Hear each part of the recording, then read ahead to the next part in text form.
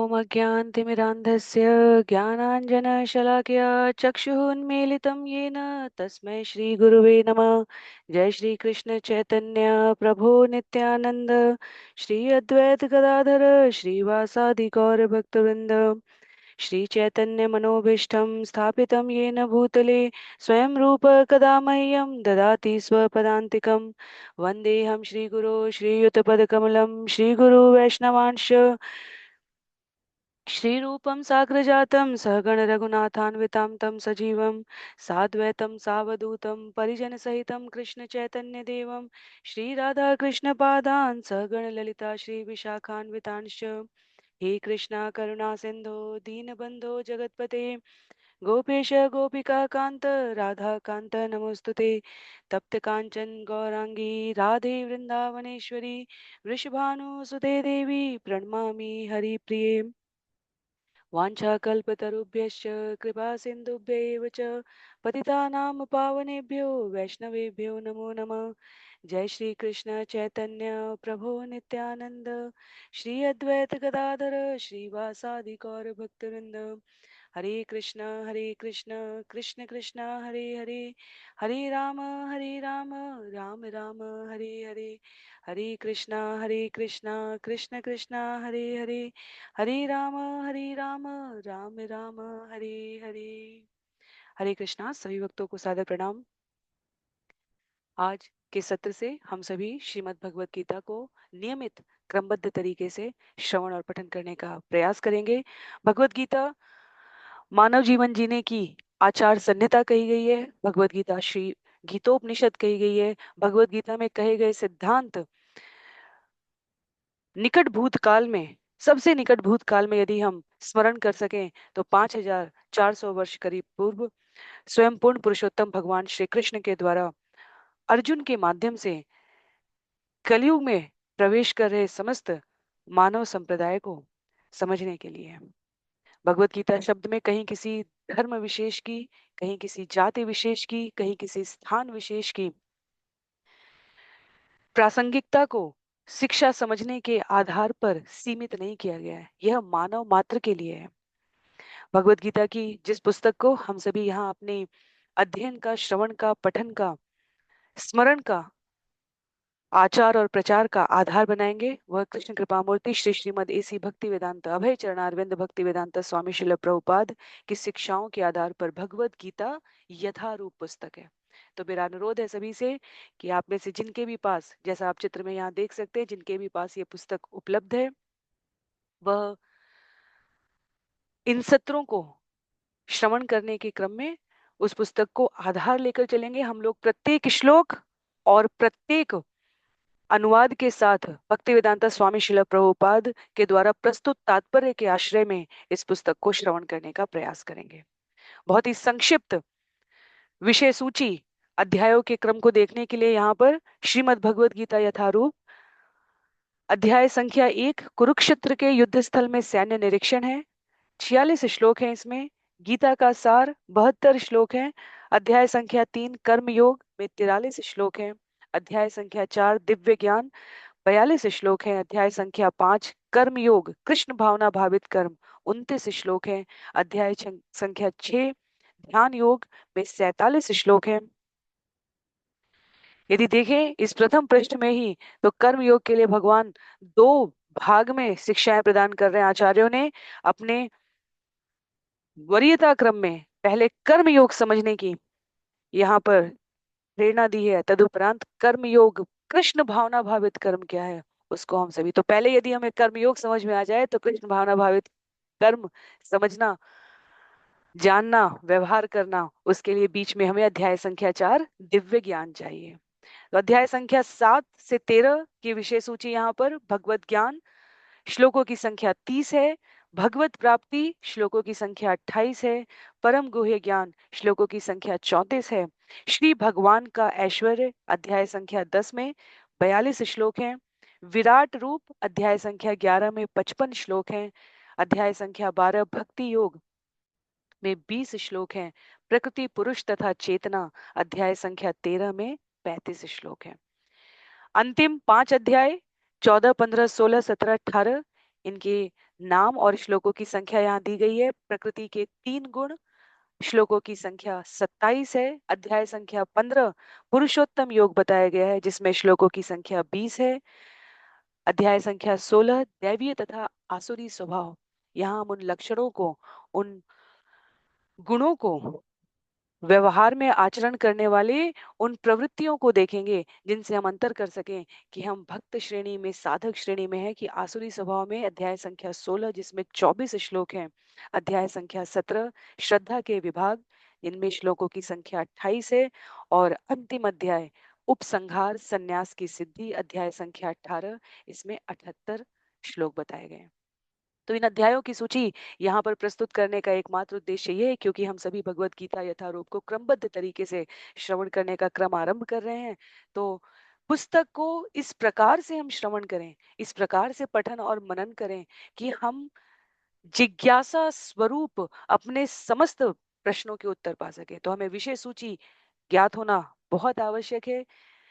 इस विषय सूची के संबंध में यदि हम कुछ एक बिंदुओं पर और विचार करें, जैसे इस पुस्तक की प्रासंगिकता क्या है। ये कहना अतीव सरल है कि यह पुस्तक भगवान के द्वारा वर्णित है। इसमें सबसे प्रमुख रूप से यदि हम जानना चाहें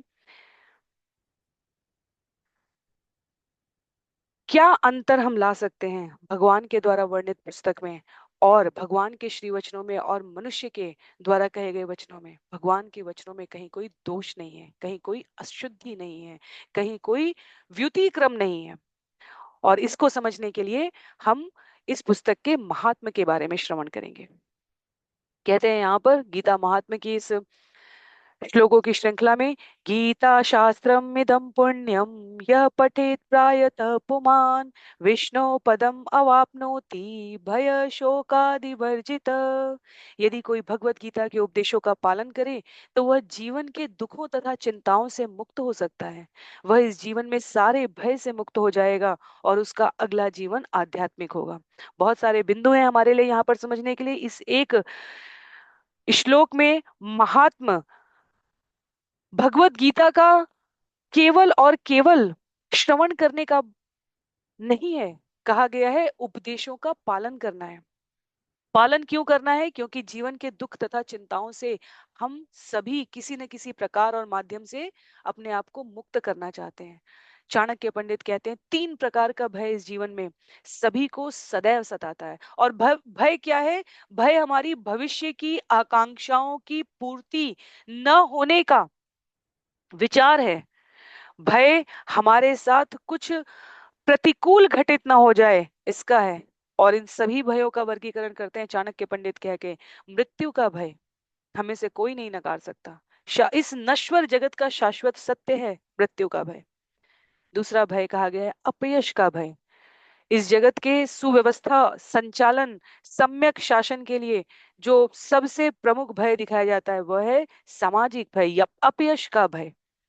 ऐसा कोई कार्य न करें, ऐसा कोई व्यवहार न करें जिससे जगत में हमारी प्रसिद्धि की नहीं अपितु हमारे कु कर्तव्यों की चर्चा हो। तो हम सभी, और तीसरे भय के रूप में यदि समझना चाहें तो धन का, अर्थ का नाश, यह भय। हमारे पास संसाधन कम ना हो जाए, हमारे पास किसी प्रकार की सुविधाओं में कमी ना आ जाए। तो 4 पंक्तियां यहाँ पर कही गई है। यदि कोई भगवत गीता के उपदेशों का पालन करे तो पालन करने की बात की गई है। और पालन क्यों करना है इस महात्म के लिए? यह है क्योंकि मनुष्य समाज के लिए जो भगवान के श्रीमुख से निकले हुए वचन हैं। और कैसे जाने, हम इसको भी समझेंगे कि ये भगवान के श्रीमुख से निकले हुए वचन हैं क्योंकि अब तक की भगवत गीता के एक भी शब्द, 5000 वर्ष निकट भूतकाल के शब्द हैं, एक भी शब्द, एक भी अक्षर, एक भी अर्थ बदलने की आवश्यकता नहीं है। सभी देश काल परिस्थिति में परम सत्य के रूप में भगवत गीता की शिक्षाएं हैं। इसलिए ये शास्त्र के वचन है। पाप और पुण्य के अंतर के लिए हम सभी अत्यधिक व्यथित रहते हैं। जो भगवान ने, शास्त्र ने हमारे लिए संस्तुत किया है अपने वचनों में और उसके उपरांत आचरण में व्यवहार करने के लिए, वह शुद्ध कर्म है, वह पुण्य है, वह हमें सकारात्मक परिणाम देने वाला है। और जो निषेध किया गया है वह पाप है। तो यहाँ पर भगवत गीता के उपदेशों के पालन करने की बात है, दुख और चिंता से मुक्त होने की बात है। इसी भगवत गीता में हम श्रवण करेंगे आगे दुख और चिंताओं से मुक्त होने के कारणों को, पर उसके लिए हमें उपदेशों का पालन करना पड़ेगा। तीसरी पंक्ति यहाँ कही गई है, जीवन में सारे भय से मुक्त हो जाता है। तो हमने तीन प्रकार के भयों की बात की, अपयश का भय, मृत्यु का भय और अर्थ हानि का भय। तो अगला जीवन आध्यात्मिक होगा, इसका अर्थ ये नहीं है कि इस शरीर को छोड़ने के बाद हम आध्यात्मिक होने की बात कर रहे हैं। आचार्य कहते हैं, जब हम भगवत गीता की शिक्षाओं को व्यवहारिक रूप से, ऐसा नहीं है कि कहीं किसी जंगल में जाना है, गुफा में जाना है, किसी कंदरा में जाना है, कहीं किसी एकांतवास की बात की जा रही है, इसी व्यवहारिक जगत में रहते हुए हम अपने जीवन को आध्यात्मिक कर सकते हैं। आध्यात्मिक जीवन नित्य मुक्त जीवन कहा जाता है, जिसमें किसी भी प्रकार की कुंठा नहीं हो, द्वेष ना हो, ईर्ष्या ना हो। वह जीवन इस शरीर के साथ, इसी लोक में, इसी जीवन काल में संभव है। अगला जीवन आध्यात्मिक इस अर्थ में कहा गया है, जिस क्षण से हम भगवत गीता की शिक्षाओं का पालन करके व्यवहार करने लग जाते हैं, उस क्षण से हमारे जीवन में आध्यात्मिकता का उदय हो जाता है। और आचार्य कहते हैं कि जन्म जन्मांतर से हमारी चेतना विभिन्न प्रकार के शरीरों में गतिमान है। पुनर्जन्म का विषय हम इसी भगवत गीता की शिक्षा में श्रवण करेंगे। महात्म्य हम इसलिए श्रवण कर रहे हैं क्योंकि जब हमें विषय का महात्म्य पता होता है, तब हमारी रुचि प्रकट होती है। जब हम रुचि पूर्वक किसी कार्य को करते हैं, तब हमारी एकाग्रता, एक निष्ठता उसमें व्यक्त होती है। जब हम एक निष्ठ रहते हैं, तब समयांतर पर हम यथा रूप में उन शिक्षाओं को आत्मसात कर पाते हैं। उसे आत्मसमर्पण कहते हैं। इस निष्ठा से आत्मसमर्पण के क्रम को साधने के लिए हमारे जीवन में रुचि आनी चाहिए, रुचि के लिए हमारे जीवन में महात्मा होना चाहिए।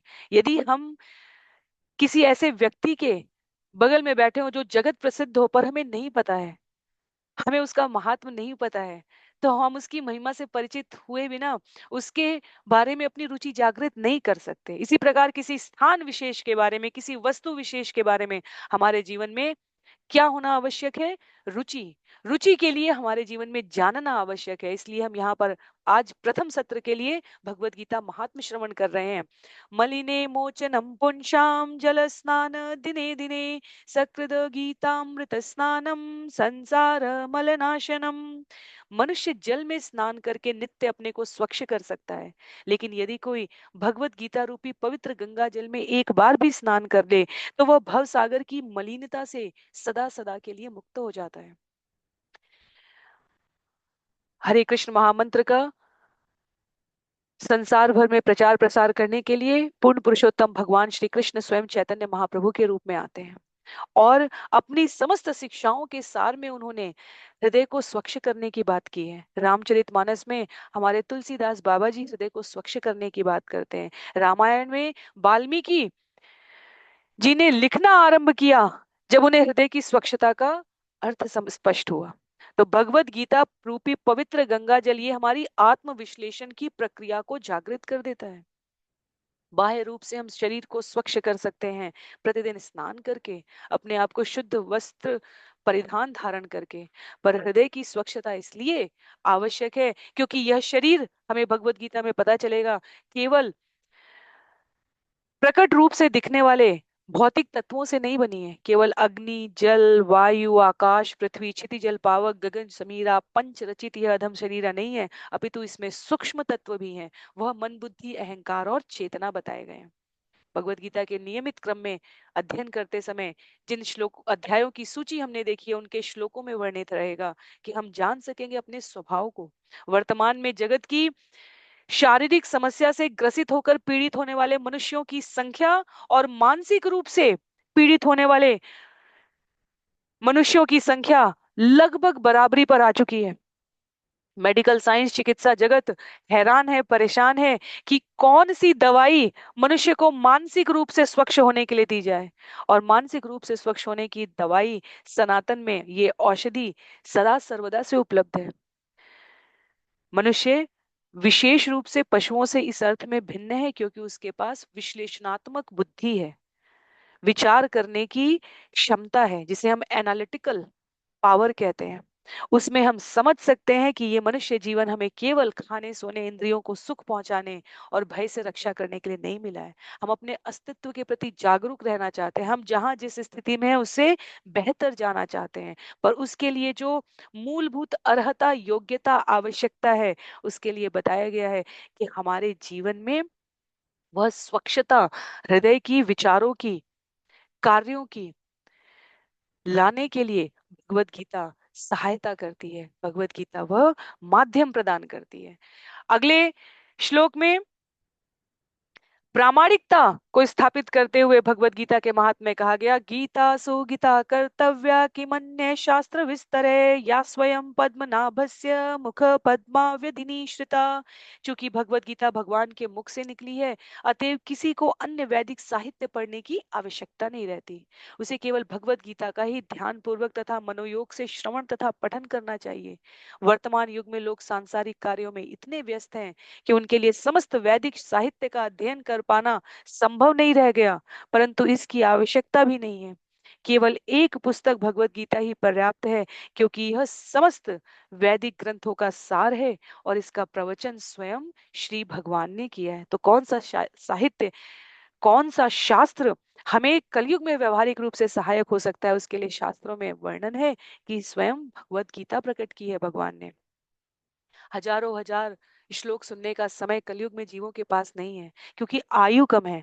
अन्य युगों की तुलना में बुद्धि भी कम है। हमें से किसी को नहीं स्मरण है कि हमने पिछले कुछ दिनों में इसी समय पर, पिछले कुछ सप्ताह में इसी समय पर, कुछ पिछले कुछ वर्षों में इसी समय पर क्या किया था।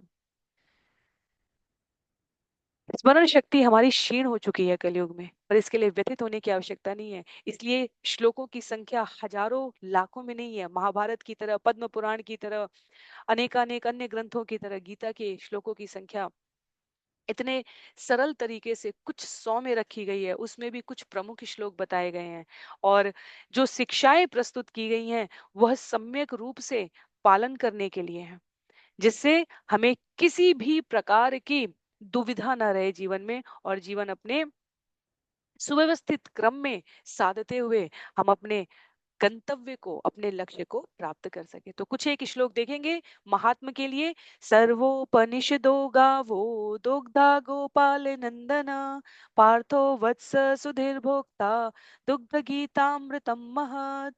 यह गीतोपनिषद भगवत गीता, जो समस्त उपनिषदों का सार है, गाय के तुल्य है, और ग्वाल बाल के रूप में विख्यात भगवान श्री कृष्ण इस गाय को दूह रहे हैं।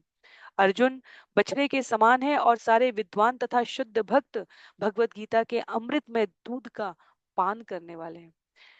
भगवत गीता यदि हम अपने प्रतिदिन के जीवन में पूर्णतया न समझते हुए, आचार्य कहते हैं भगवत गीता इस भौतिक जगत की सिद्धियों से, इस भौतिक जगत की डिग्रियों से नहीं समझ में आती।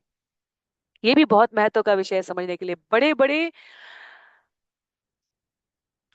पुरोधा जो भौतिक दृष्टि से अत्यधिक सफल हो, वह भी इन श्लोकों को पढ़ के इसका सार नहीं बता सकते, क्योंकि इस विषय को समझने के लिए जो इसका क्रम है, उसे हमें गुरु शिष्य परंपरा के प्रामाणिक अध्ययन में प्राप्त करना होता है। जैसा मैंने पहले भी कहा, आचार्य स्पष्ट कहते हैं कि शरीर के स्तर पर हम मात्र उतना समझ सकते हैं जितना हमारी इंद्रियों को अनुमति प्रदान की गई है।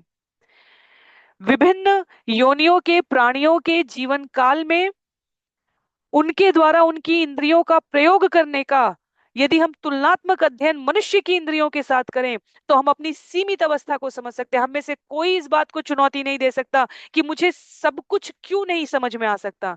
क्यों? क्योंकि अपने समस्त प्रयासों से इन आंखों से हम सब कुछ देख नहीं सकते।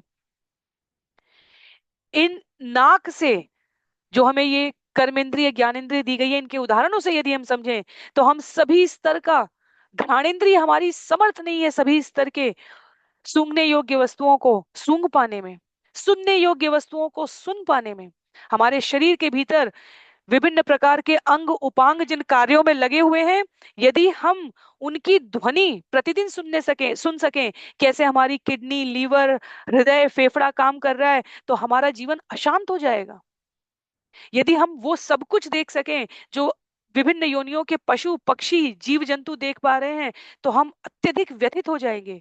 वर्तमान में जिस क्षण में हम ये श्रवण कर रहे हैं और जहां बैठे हैं, वहां के वातावरण में अनेकों प्रकार के जीवाणु विषाणु आत्माएं भ्रमण कर रही हैं।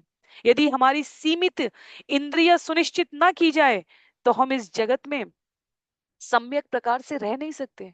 तो हमें अपनी सीमित क्षमता को स्वीकार करना होगा, और तब गुरु शिष्य परंपरा के प्रामाणिक अध्ययन में इस ज्ञान को प्राप्त करने का प्रयत्न करना है।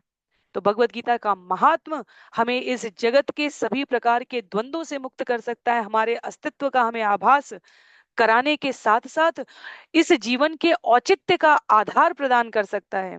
और आचार्य कहते हैं, यह समझने के लिए कि ऐसा कैसे संभव है, हमें भगवत गीता की विषय वस्तु समझनी होगी। भगवत गीता मुख्य रूप से 5 विषयों में वर्गीकृत की जा सकती है, और ये विषय परस्पर एक दूसरे के साथ इन प्रमुख संबंधों में अपने अर्थ को स्पष्ट करते हुए 18 अध्यायों में पूर्ण पुरुषोत्तम भगवान श्री कृष्ण द्वारा अर्जुन के माध्यम से व्यक्त किए गए। ईश्वर, जीव, काल, कर्म और प्रकृति। तो अगले कुछ एक मिनट में हम आज के सत्र के लिए इन 5 विषयों पर ध्यान देने का प्रयास करेंगे। जब हम सारहीन चर्चाएं करते हैं भक्ति के बारे में, तो हमें पता चलता है, हमें बताया जाता है कि सब भगवान हैं, पर भगवत गीता की प्रमुख विषय वस्तु में ईश्वर और जीव 2 अलग अलग श्रेणी में वर्गीकृत किए गए हैं।